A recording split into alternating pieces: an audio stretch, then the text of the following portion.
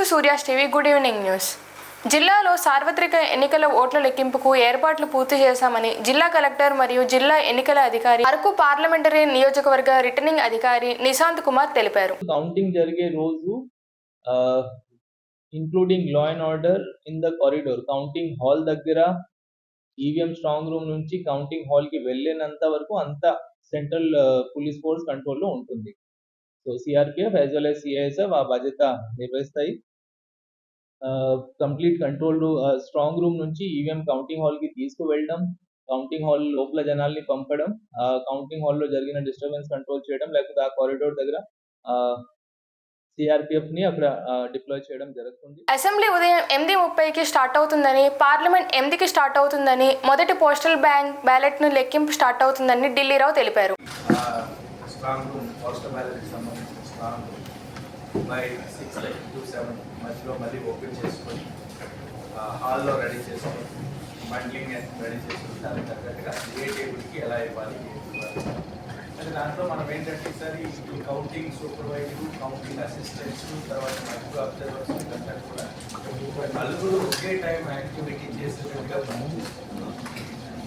TVC అనే పత్రిక కానీ లోపల ఉండేటువంటి డిక్లరేషన్ని తీసి దాన్ని స్క్రూటినీ చేసుకోవడం కానీ, అదే టైంలో దాన్ని స్క్రూటినీ చేసుకోవడం కానీ, దెన్ అదే టైంలో డిక్లరేషన్కి వ్యాలిడ్ అయితే ప్రాపర్ ప్లేస్లో పెట్టుకోవడం, అండ్ దాన్ని వ్యాలిడ్ అయితే దాన్ని ప్రాపర్గా పెట్టుకోవడం, ఒకవేళ రిజెక్ట్ అయితే దీనికి తగ్గట్టుగా నేను సపరేట్గా ప్లేస్ చేసుకోవడం, సేమ్ టైం దానికి తగ్గ రిజెక్టెడ్ రీజన్స్తో స్టాంప్ అనేది వేసుకోవడం.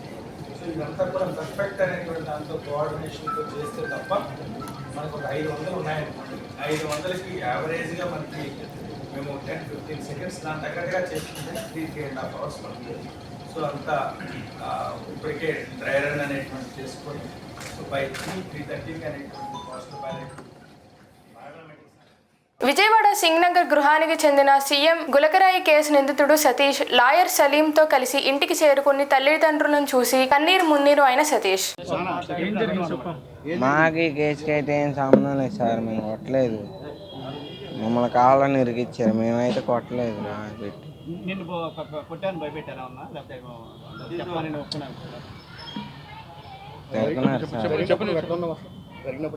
అసలు మేమైతే అక్కడ లేము కూడా లేము సార్, మేము కొట్టలేదు, మాకు ఈ కేసుకి ఏం సంబంధం లేదు, మమ్మల్ని కావాలని ఇబ్బంది పెట్టలే కానీ భయపెట్టించారు సార్.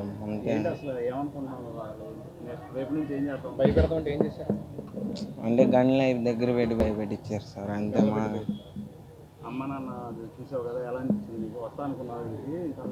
రాలేను అనుకున్నా సార్, వచ్చిన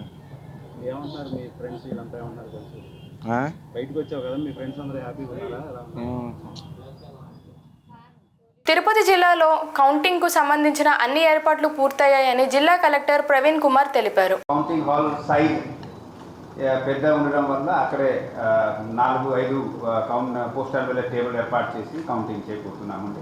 పార్లమెంట్ దాదాపుగా 19,000 చిల్లర అమౌంట్ నంబర్లో మనకి పోస్టల్ బ్యాలెట్ వచ్చాయి. తిరుపతి 23 PC సంబంధించి దానికి సెపరేట్ కౌంటింగ్ హాల్ మేము ఏర్పాటు చేయడం జరిగింది. సో ఈ విధంగా 7 assembly segment, 7 parliament, 14 counting halls Tirupati, అదేవిధంగా పార్లమెంట్ తిరుపతి రెండు కలిపి 16 కౌంటింగ్ హాల్స్లో కౌంటింగ్ మొదలవుతాయి.